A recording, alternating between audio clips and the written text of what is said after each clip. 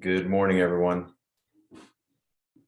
We are going to get started in just 1 second. Just 1 minute.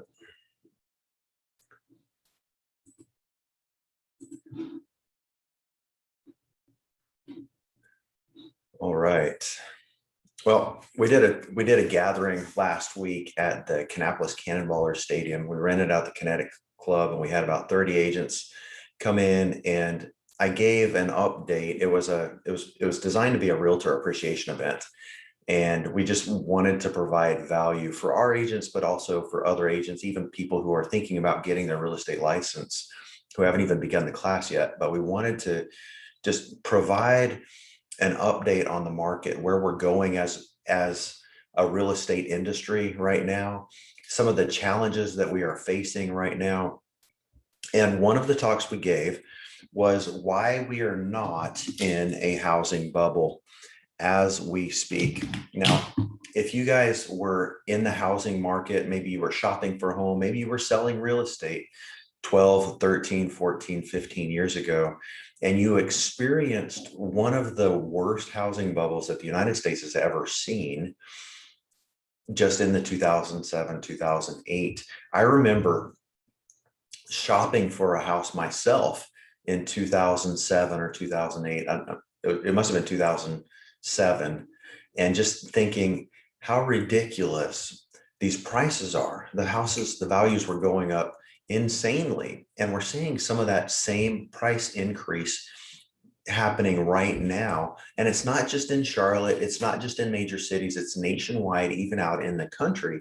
And so that has a lot of people wondering, are we experiencing another 2007-8 bubble?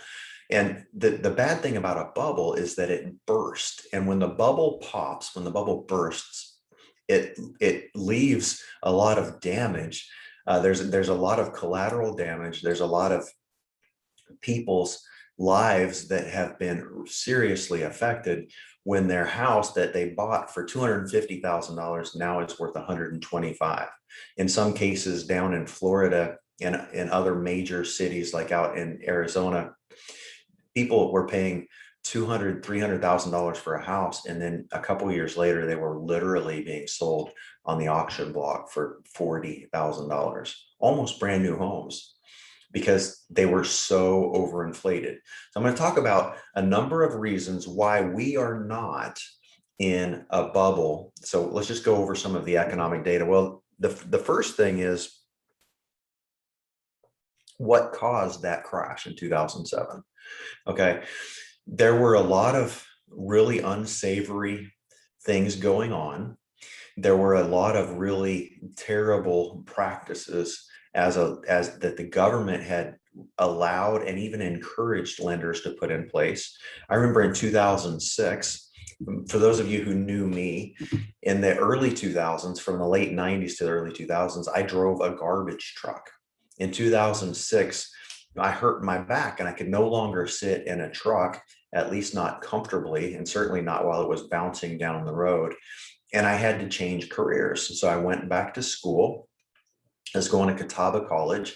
I was looking for a job, and the house in Salisbury, North Carolina, that I was renting went into foreclosure. Like, we're paying the rent every month. What's going on? Well, our landlord had really no business being a landlord, but he had gone to some weekend seminar and he had learned how to get a cash out refi from his house that he lived in, refinance it, take some of the equity out of his house, and use that equity as a down payment to buy another house. And this gentleman and his wife proceeded to purchase somewhere between 7 and 10 rental properties. And with each one, the house, they buy a house for $100,000. The next year, the house was worth $110,000. They would refinance it for 100% of what the bank or the appraisal said it was worth, and then take that $10,000 cash out and use that as a down payment on the next house. So here I was in 2006, being faced with potential homelessness because I was out of work. I and I didn't really have any kind of steady income coming in. I was doing some things. I had an eBay store and started doing a couple other things to generate some income, but I had no steady income, certainly not a W-2 job. And I needed to find a new place to go. So I found a house that was listed for sale down the street because a friend of mine said, "Oh, you can get a mortgage." But I said, "I don't have a job." And this person who was at the time a mortgage broker said, "You don't have to have a job to buy a house." And they were willing to lend me 80% for the main mortgage, and then an additional 20%, an 80-20 mortgage. And the only reason I didn't proceed with that is because I could have literally rented the house for $700 a month, where it would have been over $1,000 a month because of the two mortgages. And for me, I'm just, I need to cut my expenses. So I decided to rent. Thank God, I decided to rent the house instead of purchase. And that was indicative of the kind of lending and the things that were going on in the 2005, 6, 7 leading up to the great crash. There were a number of things that were happening like that. Guess what? You can buy right now for cheaper than you can rent. So there's an indication right there. Whenever you can rent for less than you can purchase, that should be a huge, huge red flag. So I'll go with that as reason number one. Secondly, there was supply. And the reason that you could buy for less now than you could rent for is because the supply is so low. Whereas 2006 and 7, there was such great supply. Freddie Mac is actually saying that we have about 2.5 million too few homes available for Americans. And so what that means is in the United States, there are not enough houses for people who want houses. And this is going for rent and for homes for sale. There's just not enough homes existing for people to live in who want to live in their own house. And so people are forced to live with friends, forced to live with family, forced to stay with mom and dad longer than they want to and longer than they would otherwise. So housing supply actually right now is at a 50-year low. We haven't seen these low levels of inventory since the early 1970s. Okay. Now, why is this important? Why does this affect you? Well, if you're a home seller, and this is the number one thing that home sellers are saying right now, I would love to sell my house, but where am I going to go? That's a completely different conversation. I don't want to get swept away on that. The second reason that we are not in 2007, 2008 again, that we're not in a bubble, is we are seeing inflation across the board right now. Now, it is June 21st, 2021. I, 2.5 years ago, bought my 2016 Ford F-150, which I love. I love it. I bought that truck. It's the nicest truck I've ever owned. I love it. I paid about $28,500 for that truck. Got a decent deal on it. And that's a lot of money. That's a lot of money. But I need something reliable. I need something that I want to drive. It's a great truck. It's perfect for me. I would keep it forever. Paid $28,500 for it 2.5 years ago. I've put close to 40,000 miles on it. Well over 36,000 miles that I've put on this truck. How much could I sell it for today? I looked up the value for today. A truck equipped as mine is selling for around $32,000. So when else can you buy a used car, drive it for a couple of years, and sell it for more, 10% more than what you paid for it after 2.5 years?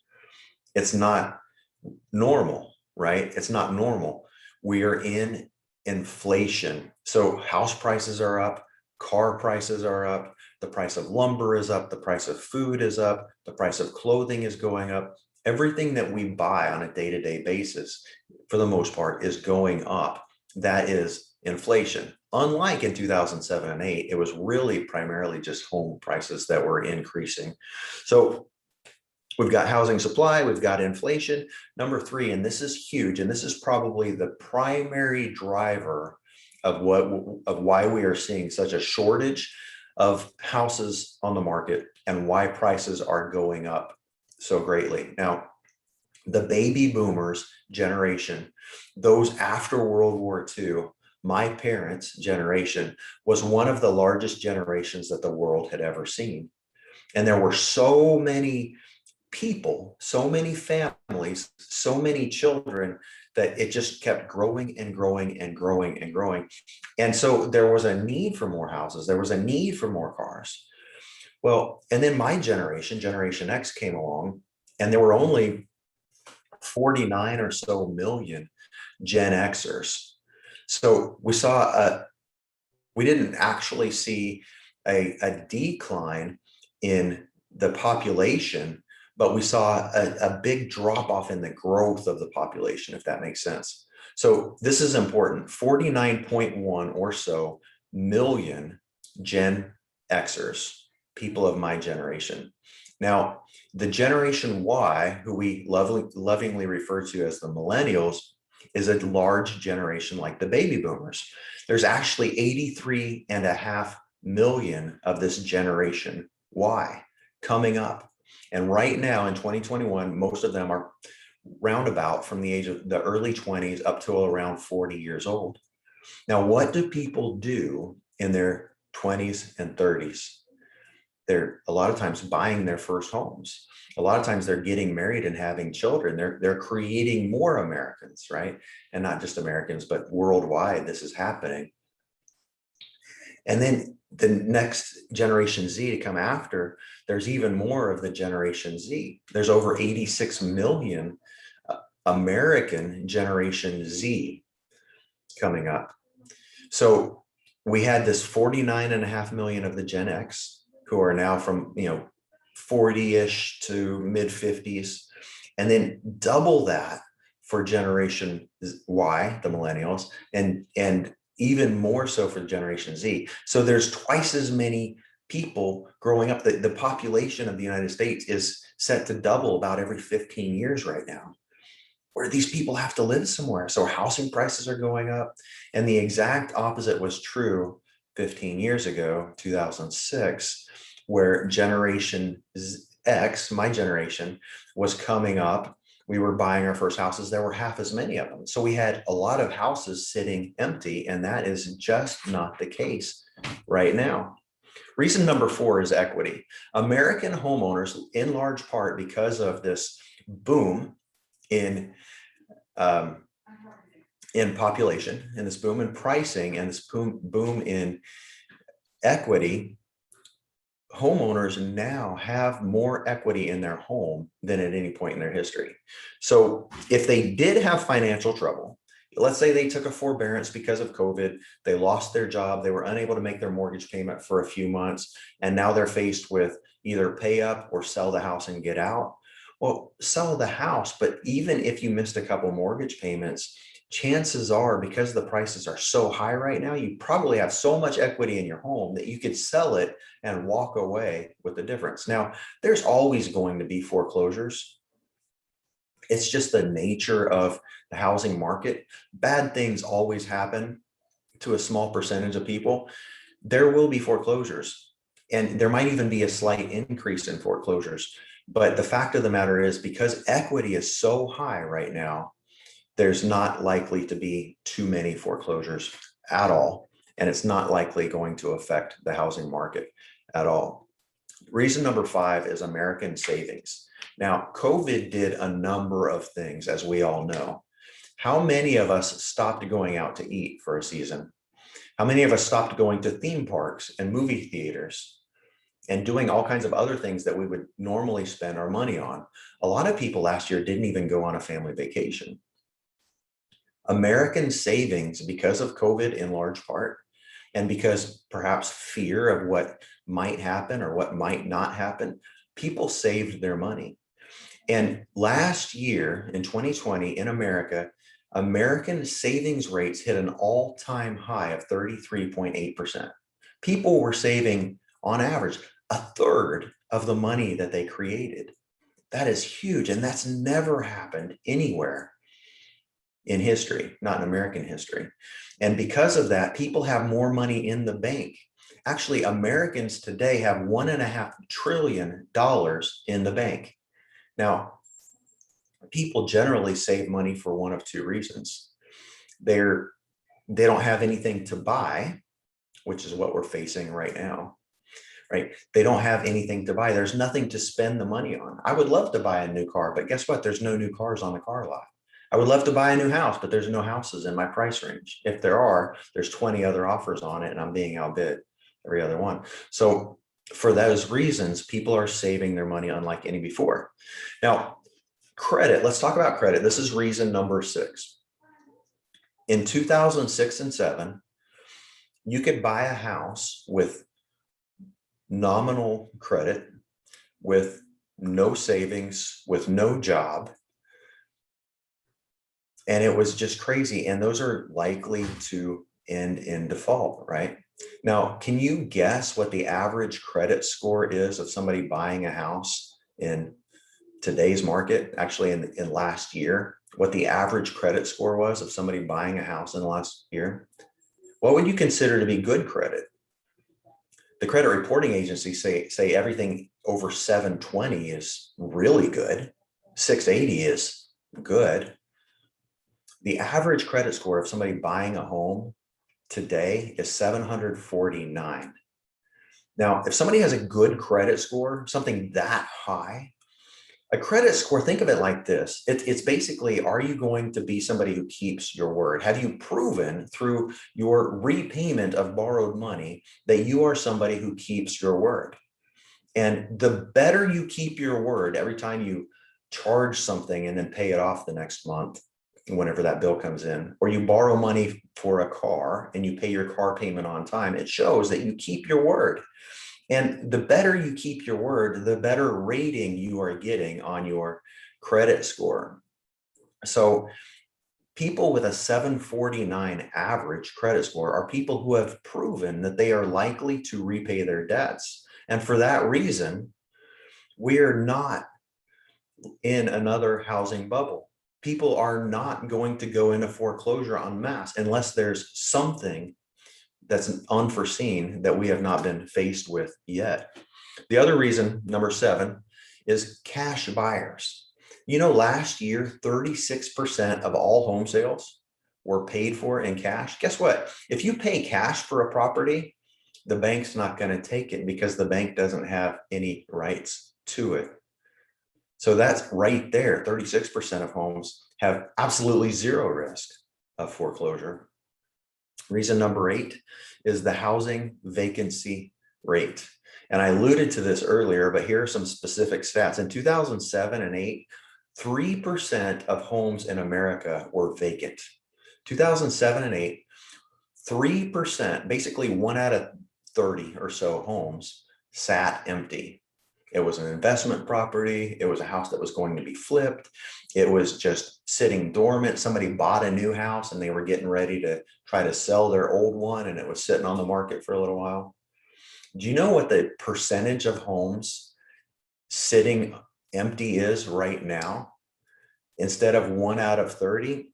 According to the government, the United States government, today, the housing vacancy rate is actually a negative number. It's negative 0.9%. And now what that means is there are people living with friends, living with family, overextended on their current lease that are trying to find a place, and there's just not enough homes for them. There's literally 1% of the, nearly 1% of the homes in America, however, whatever that number is, 1 out of 10 of those, or 1 out of 100 of those need to be, there needs to be an additional 1% of homes created just to fill the void as it currently stands in the United States right now. That's reason number 8. Reason number 9, lender requirements are tightening. I told you before earlier when we began this discussion, 2006, I was unemployed. I was a full-time student. I was piecing together, I had an Amazon store, I had an eBay store. I was doing, this and that just to get by. And I actually qualified for a mortgage. And the reason that I didn't buy the house without a job with so-so credit was because I saw that I wouldn't be able to pay for that. The bank didn't care that I couldn't pay for it, but I cared, and therefore I didn't buy the house. You can't do that today. Lender requirements are tightening. Underwriting is getting very strict. Thank you, Senators Frank and Dodd. The Frank-Dodd Act of 2008 has changed the way appraisals are done. One of the biggest challenges that we find right now in the market is that I can list a house for $400,000. I'll have multiple offers on it over asking price, 420, 440, 450, but the appraisal is going to come back typically at 400 or 410 maybe. And so people are willing to pay more than the appraised value, but the appraisals, in large part because of the Frank-Dodd Act, the appraisals are really holding back price values, and that's a good thing. Now, different banks are changing the way that they are doing their requirements. Actually, I just read in an article last week that JP Morgan Chase is now requiring at minimum 700 credit score and at minimum 20% down if you would like to use them to complete the purchase of your new home. USAA stopped doing jumbo loans. So sorry, you're trying to buy that $1 million house, that $750,000 house, not going to use USAA because they're averse. They see the risk and they're averse to it. Bank of America has tightened its underwriting standards. Wells Fargo is now requiring, they used to have a first-time home buyer program that required 3% down. They're now requiring 5% down. So reason number 9 and reason number 10 is employment. Unemployment last month dropped again to 5.8%, which is historically not a bad number at all.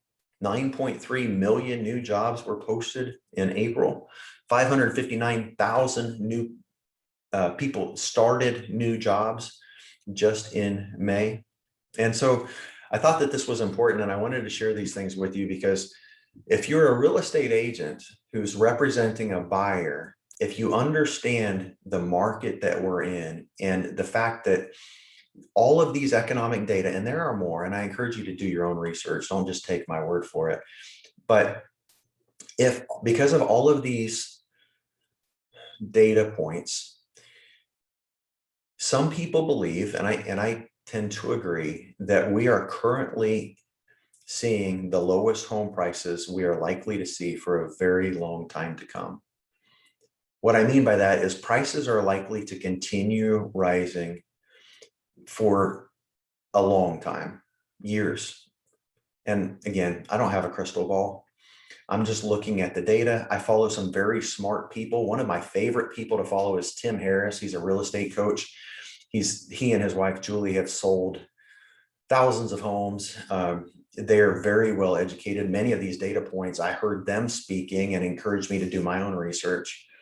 And the truth of the matter is home prices are likely to continue. So if you're a real estate agent and you're representing buyers right now, and you are thinking in the back of your mind that these houses are overpriced, you're not going to be able to do a terrific job of representing your buyers. And so I would encourage you to share these data points with your buyers and say, hey guys, this is what the data is saying. This is what the economic drivers are pointing toward.